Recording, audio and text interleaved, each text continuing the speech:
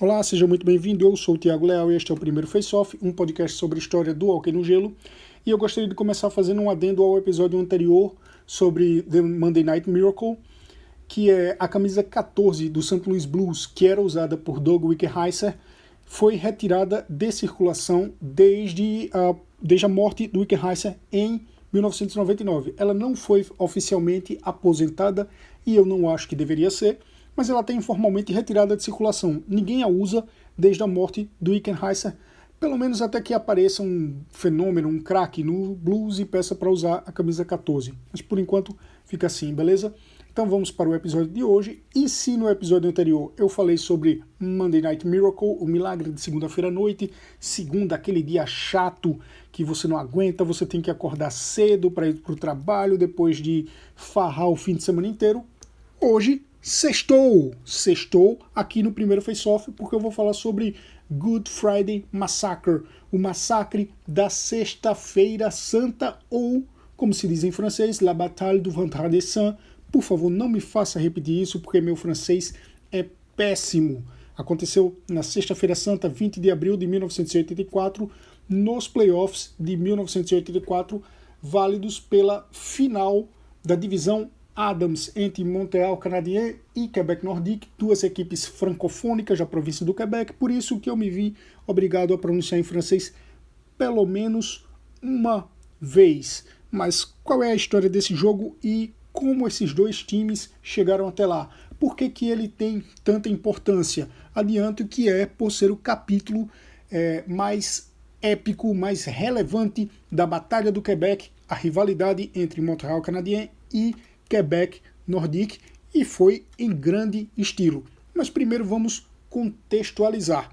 Antes de mais nada, eu disse que o jogo foi pela divisão Adams, que pertencia à Conferência Wales, Conferência Prince of Wales, porque até 1993 todas as divisões e conferências da NHL tinham nomes de personalidades e não nomes geográficos como é hoje em dia. Então, em vez de Conferência Leste, nós tínhamos a Conferência Prince of Wales, ou simplesmente Conferência Wales. Em vez de divisão do Nordeste, tínhamos a divisão Adams. Em vez de divisão do Atlântico, tínhamos a divisão Patrick. Do outro lado, em vez de Conferência Oeste, tínhamos a Conferência Clarence Campbell, ou simplesmente Conferência Campbell. Em vez de divisão Central, tínhamos a divisão Norris. E em vez da divisão do Pacífico, tínhamos a divisão Smith. Valeu? Deu para entender? Então, segue o puck. Cara, segue o puck não faz o menor sentido isso. Eu devia dizer segue o jogo, porque o hockey também é jogo. Enfim, vamos lá. Na temporada 1983-84, a NHL contava com 21 times e 16 deles se classificavam aos playoffs, o que significa que quase todo mundo ia aos playoffs. Só 5 desses times ficavam de fora, e foi assim que o Montreal Canadien se classificou. Naquela temporada, o vencedor do Troféu dos Presidentes, o campeão da temporada regular, foi o Edmonton Oilers, com 119 pontos do lado oeste, ou seja, na Conferência Campbell, e na Conferência Wales, o time com melhor pontuação foi o New York Islanders, com 104, na divisão Patrick. Na divisão Adams, a de Montreal Canadien e Quebec Nordique, o Boston Bruins também fez 104 pontos, mas teve uma vitória a menos que o New York Islanders, e assim ficou em segundo lugar geral na Conferência Wales, mas liderou a divisão Adams. E logo abaixo estava o Buffalo Sabres com 103 pontos. Ou seja, os dois fizeram uma belíssima campanha. Logo abaixo do Sabres, na divisão Adams, estava o Quebec Nordique com 94 pontos.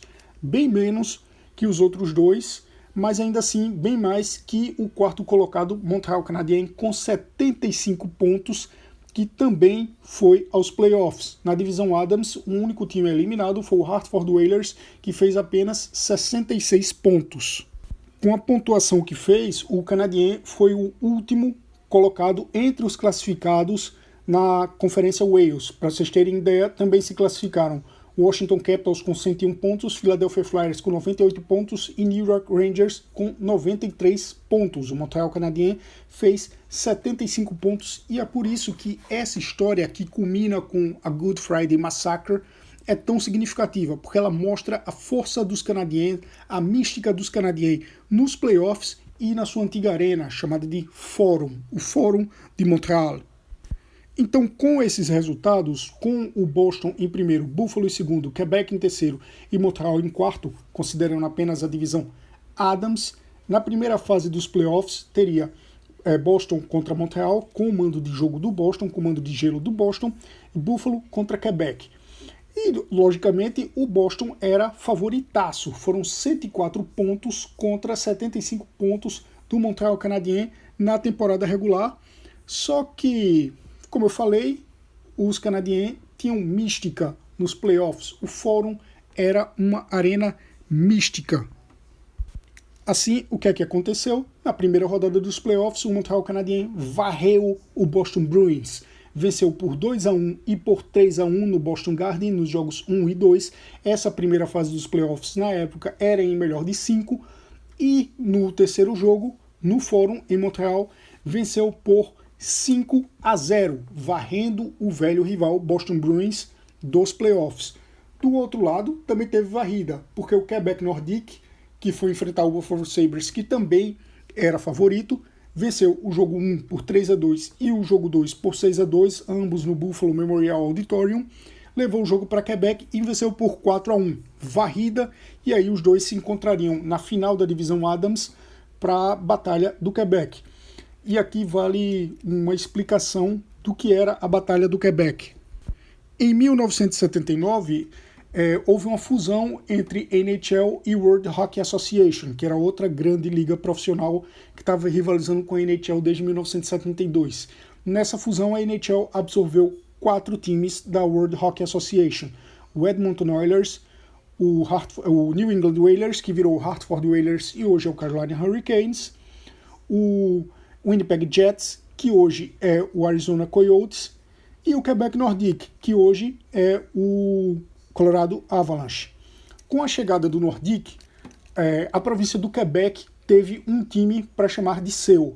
Teve uma rivalidade para chamar de sua, porque ficava ali Montreal Canadiens e Quebec Nordique. Até então, os canadienses não tinham um rival de província na NHL. Até tiveram em alguns outros momentos, porque o Quebec já teve outros times, mas fazia um bom tempo que essa rivalidade não existia, voltou a existir e era uma rivalidade forte.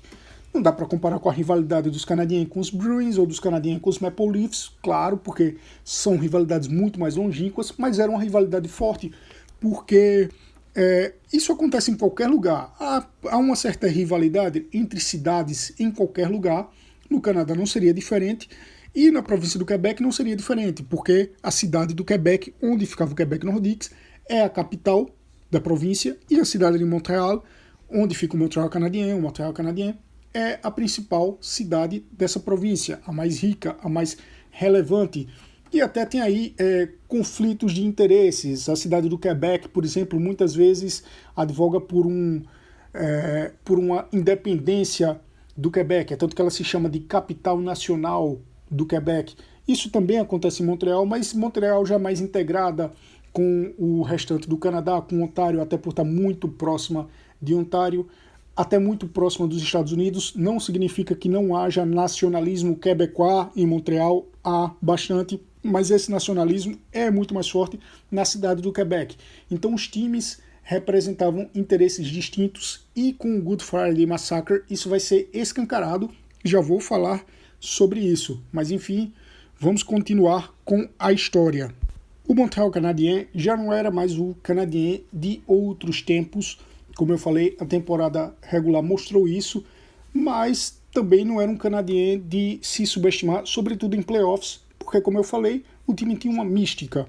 A camisa santa, a flanela santa pesava nos playoffs. Guy Lafleur ainda jogava pelos Canadiens, Larry Robinson estava nos Canadiens, eles também tinham Guy Carbonneau, tinham Mats Naslund. Era um time que não podia ser subestimado, mesmo com um resultado negativo na temporada regular, e a primeira fase dos playoffs serviu para deixar isso alerta.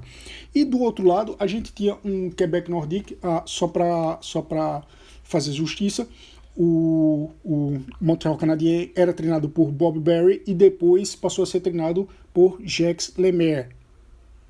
A substituição aconteceu, obviamente, porque Barry foi muito mal na temporada regular. E agora sim, a gente vai para o Quebec Nordique, que era liderado por uma família nobre do hóquei no gelo, a família Stastny.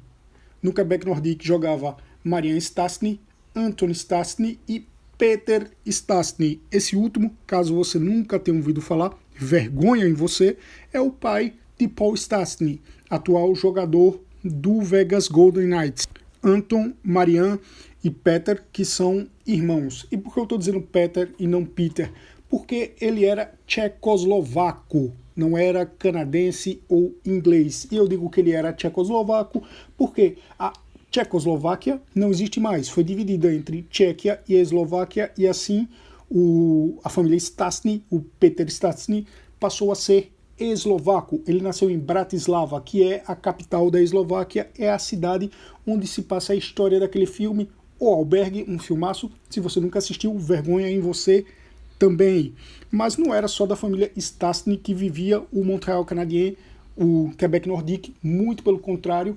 O grande destaque do time naquela temporada era o Michel Goulet. Eles também tinham Dale Hunter e tinham no gol o Clint Malarchuk, goleiro que é mais conhecido por ter tido a garganta cortada por um patim. Na verdade, eles tinham um outro goleiro, Dan Bouchard. Clint Malarchuk era o goleiro reserva. Bouchard foi o goleiro durante toda aquela série, o que não significa que Malarchuk não entrou em campo. Na verdade, não entrou no gelo. Na verdade, ele entrou sim, e vocês já vão entender por que o Malarchuk se meteu ali no rink. O Montreal Canadien tinha 2 goleiros revezando na titularidade naquela temporada, o Rick Wamsley e o Richard Sevigny, mas nos playoffs quem jogou foi Steve Penny, e foi Steve Penny o goleiro dessa série histórica contra o Quebec Nordique e do jogo em questão do Good Friday Massacre. Então, vamos falar do jogo. Vamos partir agora para o jogo. Pela temporada regular que fez, o Quebec Nordique naturalmente seria favorito na série e tinha mando de gelo na série. Mas o resultado dos Canadiens com o Boston Bruins deixou claro que essa história de favorito, de mando de gelo, não existia. Os 2 primeiros jogos foram no Quebec Coliseum, na cidade do Quebec. A partir daqui a série passou a ser em melhor de 7 jogos. O Quebec Nordique venceu por 4-2, fazendo 1-0 na série. Segundo jogo também na cidade do Quebec, vitória do Montreal Canadien, 4-1, série empatada em 1-1. Vamos para Montreal, para o Fórum. Canadien vencem o terceiro jogo por 2-1, fazem 2-1 na série.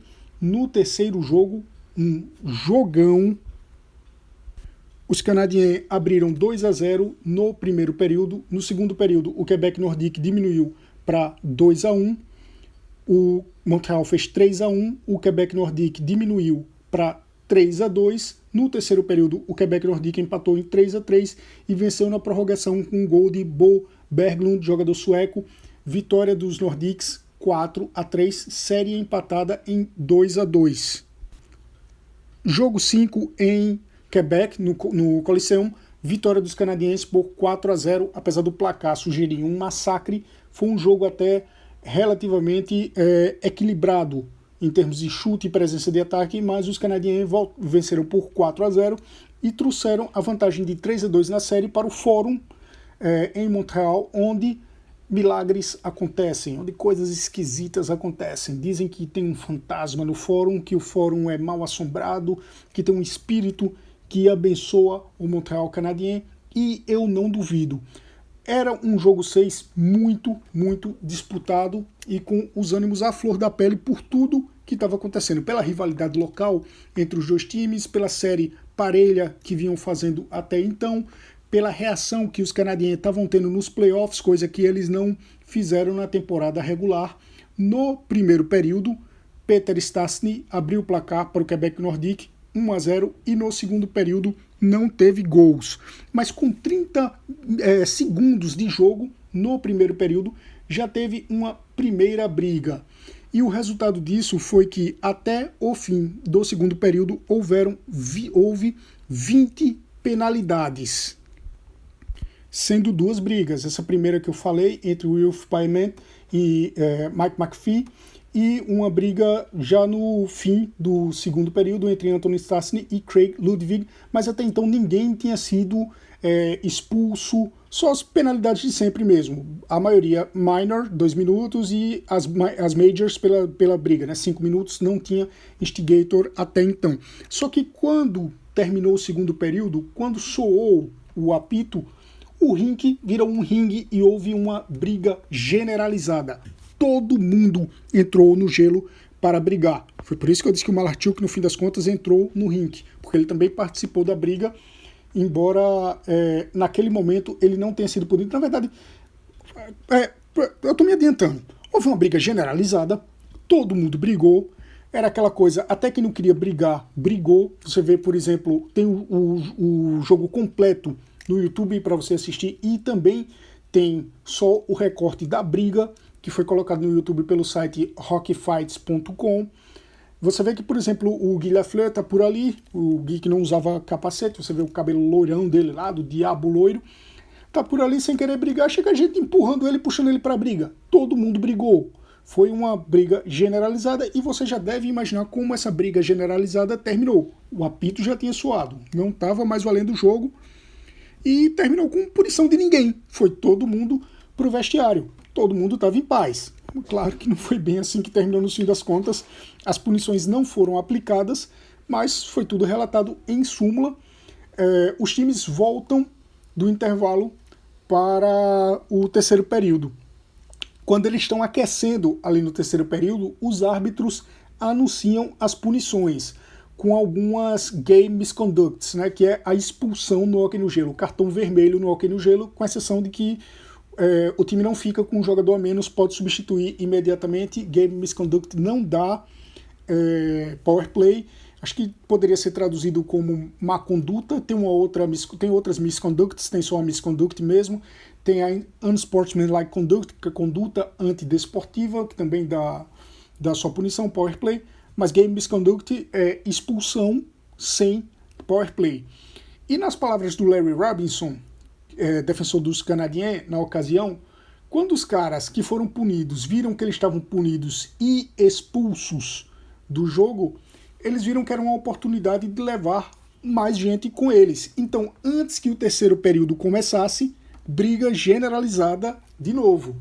É engraçado você ver esse segundo round da briga, digamos assim, porque tinha gente que estava querendo evitar a briga, tinha hora que a briga cessava, assim, mais ou menos, a grande briga cessava, mas ainda tinha gente brigando aqui e acolá, aí tinha jogador que tentava evitar, saía patinando, ia gente perseguindo o cara para puxar o cara para a briga de volta, e aí começava a briga, e aí entrou árbitro no meio da briga, o Peter Stastny pegou uma major e foi expulso do jogo. O Clint Malarchuk, que era goleiro reserva, foi expulso, como eu falei, no fim das contas. No total foram 11 expulsões. 5 do lado do Montreal Canadien e 6 do lado do Quebec Nordique. Inclusive, como eu já falei, o Peter Stastny, o craque do time. Então, com esses ânimos arrefecidos após essa briga generalizada, essa verdadeira bench clearing brawl, uma briga que limpa o banco de reservas, porque não fica quase ninguém do banco de reservas, quase todo mundo foi conduzido para o vestiário, o banco está ali vazio. O resultado foi que no terceiro período, depois de um jogo tão quente, teve apenas uma penalidade do Michel Goulet, uma minor, ele só pegou 2 minutos. Só que, obviamente, teve outras consequências. O primeiro período tinha terminado 1-0 para o Quebec Nordique. No segundo período foi 0-0, então o Quebec Nordique ganhava o jogo por 1-0. No terceiro período, o Montreal Canadien virou o jogo para 5. Aliás, no terceiro período, após a briga, o Canadien, os Nordiques ainda ampliaram para 3-2, para 2-0 no power play, estavam vencendo por 2-0, e aí os Canadiens, com toda a mística do fórum, com o fantasma do fórum, com a bênção do fórum, viraram o jogo para 5-2. No final do jogo ainda teve mais um gol do Quebec Nordique, que descontou 5-3. O Montreal Canadien venceu o jogo por 5-3 e venceu a série por 4-2. Como eu já falei, esse jogo aconteceu no dia 20 de abril de 1984, uma sexta-feira santa, e por causa dessa briga generalizada, ficou conhecido como o Massacre da Sexta-feira Santa, Good Friday Massacre. Os canadienses seguiram nos playoffs para encarar, os canadienses foram campeões da divisão Adams e seguiram nos playoffs para encarar o New York Islanders na final da Conferência Wales e perder por 4-2, porque o Fórum faz milagre, mas não é para tanto. Aqueles Islanders eram um timaço, estavam em busca do pentacampeonato, já tinham ganho 4 campeonatos seguidos, queriam perpetuar a sua dinastia, mas também não deu para os Islanders, porque quando eles chegaram na final da Stanley Cup, na final da Copa Stanley, tivemos uma final laranja e azul entre New York Islanders e Edmonton Oilers, de um rapaz chamado Wayne Gretzky, de outro rapaz chamado Paul Coffey, de outro rapaz chamado Glenn Anderson, de outro rapaz chamado Mark Messier. Os Oilers puseram fim à dinastia dos Islanders, venceram por 4-1 e foram começar a sua própria dinastia, mas isso é assunto para outro momento. Sobre o Good Friday Massacre, o massacre da Sexta-feira Santa, esse jogo talvez tenha sido o primeiro grande capítulo do Quebec Nordique na NHL. O Quebec Nordique, que já tinha sido vencedor do World Avco Trophy, o campeonato da World Hockey Association, em 1977. Na NHL ainda carecia de construir uma história e chegou formando uma rivalidade regional contra um dos times com história mais rica no esporte mundial, não apenas no hóquei no gelo, o Montreal Canadiens. Então chegou muito por baixo. Por mais que os Nordiques tenham perdido esse jogo e essa série, o jogo acabou fazendo parte de uma mística que enriqueceria o time também, porque rivalidades, mesmo algumas derrotas, essa derrota não foi um 7-1 para o Montreal Canadiens, foi um 5-3 depois de uma grande briga que os Nordiques começaram vencendo. Os Nordiques não foram varridos na série, levaram para 6 jogos, perderam por 4-2, então isso contribuiu também com a mística do Nordique, deu força ao Nordique, que em encontros futuros até venceu os canadienses nos playoffs, fazendo grandes apresentações também, mas de novo, isso seria assunto para outra conversa. Essa conversa foi sobre o Good Friday Massacre, um evento que mexeu com as estruturas do Quebec, que acirrou a rivalidade entre esses dois times, entre essas duas cidades e até entre partidos políticos, porque tinha partido quebecois que assumiu o Quebec Nordique como símbolo, tinha partido quebecois que assumiu o Montreal Canadien como símbolos. Eles acabaram se tornando ideologias distintas entre o conservadorismo e o nacionalismo, entre a globalização e a expansão, ambos sempre defendendo os interesses do Quebec, defendendo a língua francesa, defendendo a ideia de que o Quebec era o melhor lugar de hóquei, o melhor lugar que praticava hóquei, que fique bem claro. Estava ali tudo dentro da rivalidade nacional, como os quebecois gostam de se referir ao Quebec. Então essa foi a história do Good Friday Massacre, mais um jogo clássico dos anos 80. No episódio anterior eu falei sobre The Monday Night Miracle, agora sobre o Good Friday Massacre. Ainda tem mais 2 jogos clássicos, 2 jogos épicos dos anos 80 que eu pretendo falar para iniciar o meu podcast com essa quadrilogia, digamos assim. Eu espero que vocês tenham gostado. Se escutaram até aqui, muito obrigado, um forte abraço e até o próximo jogo.